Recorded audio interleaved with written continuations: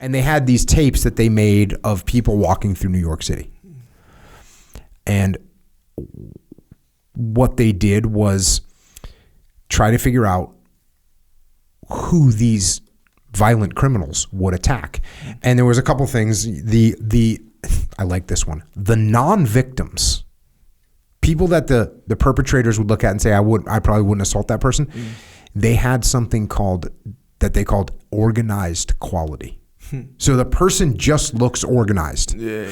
And what's funny is that from a leadership perspective, if you look squared away, it's a real thing. Yeah. If you look squared away, people sense that. Yeah. The victims, the way most of the people that were identified as, I would attack that person, they would say they had inconsistency in the way they walked. So there's something disheveled about them. So that's another thing that this is just another indicator that this is a real thing. Mm-hmm. The way we carry ourselves, the body language that we have, down to the way that we walk. This isn't like you and I are in a conversation and you're crossing your arms. This is just the way that you were walking around. It's existing. Yes, basically. Just the way you're existing. So how should we walk? How should we carry ourselves? So I found another article. I started diving into this rabbit hole a little bit. NBC News had an article written by Steve Cardian, who was a police officer. He's in the Marine Corps. He was a detective. He was an FBI defensive tactics instructor. Actually, I'm not sure if he was in the Marine Corps or not, but the crux of this article is that it takes a criminal about 7 seconds to decide whether you're a good victim or a bad victim. And so again, there's a psychological study that he cites in here, Betty Grayson and Morris Stein, where violent criminals rated videos of pedestrians from 1 to 10, and from easy to victimize to I would avoid trying to victimize that person. There's a couple notes here that one was that there wasn't universal findings. It wasn't universal. And what's interesting about that is it wasn't universal, meaning that someone that you might think would obviously make a good victim, not all of them would select it. So for instance, if you had a older, very small, like a petite older woman, it wasn't like necessarily universal. Oh, that's an easy target, which is interesting, right? Yeah. You wouldn't think that. No. You'd think, oh, small, older woman, that's an easy target. Right. Not universal. They're judging on how they carry themselves, how they actually walk down the street affects their judgment. So how are we supposed to walk? What are the things that you're supposed to be doing? So one of them is stride length. Forceful, dynamic steps. Forceful, dynamic steps, medium length. So you're not trying to like step too far, because then you look awkward, which we're not. If you look awkward, you're a victim. Okay. You're just trying to look kind of effortless. The more effortlessly someone walks, the less chance of being a victim. Gotcha. Now, think about this from a leadership perspective. The way you walk into a meeting, right? There's a little thing here when you start thinking about it. How are you walking in that meeting? Are you walking with forceful, dynamic steps? Hey, I'm in here. Yeah. I know where I'm going. Details. Feet move in a fluid, graceful motion. Arms slightly bent. Natural swing. They have to oppose the leg movement, obviously, right? So we're not doing some weird... some robot walk. Walking lunges. Weight shift, balance and smooth. And the speed. Here's another good point. The speed. Do you think you should walk faster than everybody else or slower than everybody else or the same as everybody else? I feel like the same because like that's how, like I'm just doing what I'm supposed to be doing. Yep. You are correct with the caveat of the same or just a little bit faster. Yeah. Just a little bit faster. Right. Posture, you got to stand up straight. Makes sense. Stand up straight. Put your shoulders back. I guess we can say Jordan Peterson chiming in. So that's what it is. That's how you're supposed to walk. Here's how you don't walk. You don't take big giant steps because you look clumsy. That means if you're taking big giant steps, it means your feet are kind of stretching out. You're trying to go, and people notice that. Yeah. You don't want to take little small steps either. Yeah. Little tiny steps. Because then you either look timid or you look like you're hurt or like you're limping and you're like a weak gazelle out on the plains that's about to get taken down. Yeah. You can't swing your arms too much. It's funny because like these are all everyday things, right? They're everyday just walking, things. arms bent, all this stuff. But when they do like basically outline the actual with the characteristics, it's like you can't swing your arms too much. You imagine a guy like swinging his arms all crazy. But it's what I like about these things is it's kind of things like you said, you don't even notice them. Yeah. So what if you're a person that does these things? Yeah. Or when you get nervous, you do something. Yeah. You need to pay attention to it. And there's a difference between like, and I'm not sure how these psycho guys, how they evaluated it, but were they just super in tune with it, or were they like consciously like, oh, I see his steps are a little bit small, or that girl's steps is kind of small, let me victimize her, whatever, or like I said, like they just sort of feel it, and then maybe it took some expert to kind of break it down. Yeah, I agree with you. I bet there's people that go, I'd go after that person, and then you have to go, why? Yeah. Well, look how small they're walking, or look how small their steps are, or look at their arms are. That was another one. If your arm swing is too small, that means you're timid. Yeah. Which you can imagine someone walking all huddled up right together. Small arm swing indicates low energy.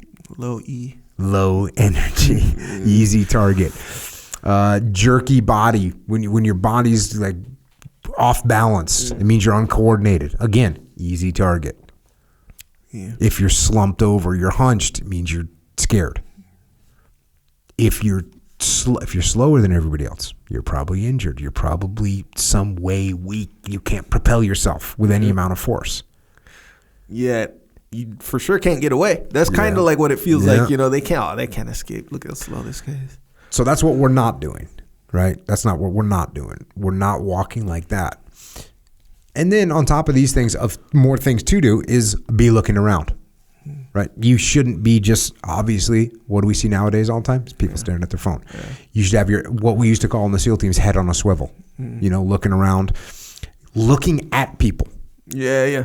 I see you. That's a big one. Yep. I'm tracking you. Yep. You don't have to stare at them, but you just look at them. Yep. Maybe you give them a little nod, but you at least let them know I'm tracking you. Yeah. I see what you're doing. Let them know that you see them, and then that thereby takes away the element of surprise. It puts them in a little discomfort. There was a thing on like criminals, like burglaries, and one of the factors was neighborhood watch. So neighborhood watch is like, typically we know what that is, right? Typically, it basically means that, like, we're watching, right? That we're not, we're not all armed necessarily, but we're watching. And I think it was a video, maybe some documentary, I don't know. Either way, the criminal people, these were guys in jail that they expose the information, right? How they cased places and neighborhoods and all this stuff. There were all this criteria, but neighborhood watch was the number one thing that they would avoid because people are just like looking. That's it. Where were dogs on there? I've always thought dogs were the number one thing. Yeah. So I vaguely remember a dog thing, and if I remember correctly, it would depend. But I don't know. I can't speak on the dog thing. There's no one in their right mind that would try and get into my house with my dog. Oh yeah. Well, no, not your dog. But I guess when you say dog, it's like, okay, what kind of dog? Yeah. I get it. Like dogs will bark or whatever, but the thing is, dogs bark all the time. Yeah. So it depends on the dog. What if it's like one of these little, I don't know, poodles? I don't know all the dog types, but the little ones that sort of may or may not bark, may or may not, whatever. But we know it's going to be a pain. Right. If I'm breaking into that house, I know at a minimum I've got a freaking barking dog that's drawing attention to this situation. Yeah. I feel like more accurately, at the very least, it's unpredictable. It's way less predictable. At the very least, but no, even less than that is it's freaking barking right now and drawing attention to the situation that I'm causing. Yeah, if they bark. You know how like some dogs, they straight up just don't bark? Dude, my dog, when my dog scares me when I'm in the house. Yeah. Like when I'm in the house and he'll go on alert for something and bark, I get a little bit of a. But again, you're talking about your dog. Like your dog scares me too. Okay, so I'll tell you a little story. And this actually kind of makes it like more clear. Okay, so I went to. Okay, I had a friend. His name's Blake Mallon. I used to film with him, and I went to his house for the first time up in LA, or where he lived, and he wasn't home yet. So he was like, "Hey, just go inside or whatever." He didn't say he had a dog. Oh dang. He's like, "Yeah, just go inside." So I'm like, "Oh, okay, cool. I'll just go inside, I guess." So I go inside. I have my camera or whatever. So I go inside, and I'm inside the house, and here comes this freaking dog out of the next room. The thing wasn't barking. It was huge too. Huge dog. Like, it wasn't a Great Dane, but I'll show you a picture of him. He's like, big. It's not the dog you want in there when you just roll into someone's house. And he wasn't barking. He wasn't eyes all big. He didn't run up. He just slowly walked as if he knew I was supposed to be there. Like Blake told him I was coming or something like that. And he came, and I was scared. I'm gonna be honest, like I wasn't very confident at that moment. So I like slowly like went back in my car, straight up, left the house, went back in the car. And he came out with me. So I called Blake. I was like, "Hey, your dog's here." He's like, "Oh yeah, he's not going to do nothing." But I heard that before, that whole thing. "Oh, he's not going to do nothing." Meanwhile, he's like trying to eat you or whatever. So I'm like, all right. And then, so I kind of slowly got out, and he wasn't wagging his tail, nothing. But the point is, he wasn't barking. He didn't make no noise. I'd never been there before. He'd never met me, nothing like that. This dog isn't a very good deterrent, obviously. No, he's not. And that's what I'm saying. Even though he actually kind of was. He deterred you. Oh, yeah, his whole appearance did. But what if his appearance didn't? What if it was a little poodle? I'm a robber. Yeah. I go in the house, and a little poodle slowly just rolls in, kind of like, just a different story. You must be Blake's friend. If you have a pathetic dog that's a poodle, a small poodle that doesn't bark. Yep, you are correct. That's not a good deterrent. No, it is not. Your point is accurate. Point. Yeah, like how many people have crazy dogs like Odin? Most dogs bark. Yeah, most dogs bark, bro. That's like most humans speak. There are humans that can't speak for whatever reason. That seems like it's correct. It seems like it's correct because all the dogs that I've ever had, I don't care if it's like a delivery. I don't care if it's like someone who's on their way that they met before. They're barking. Yeah, they see somebody. Exactly. That's in my experience too. But I haven't met all dogs. I haven't met all people. So I don't know. But we can agree that every dog you've ever experienced, except for one, barked. No, man. I don't know. I probably could think of other dogs that don't bark. Actually, no, your dog pretty much barked at me every single time. Not at me, but like I heard him. So, we know that it's a deterrent. And just look at people. How about that? Right? Head on a swivel. Yes, head on a swivel. Yeah. Look at people. It's a deterrent, much like a barking dog. If you have a dog that barks, which you probably do, that's a deterrent. And also looking at people, here's the counterintuitive thing about looking at people. Sometimes people don't want to look at people because they're afraid you're going to start something, right? Yeah. Whereas just looking at people, like looking around, is what you should be doing. And when you're not confident enough to look at someone, that's a signal in its own right. So if you're not looking at me, I know you're not confident. Yeah. Right? That's a very common thing. Yeah, or like when you look and like they look in, then they look down, like as if to say, I wasn't looking at you. I wasn't looking at you. Yeah. Don't do that. Yeah. Look and then look back ahead. Look forward. Yeah. Head on a swivel. So what we just talked about is how we want to present ourselves as far as appearing as a not prey. We don't want to appear as prey. So that's what we need to do.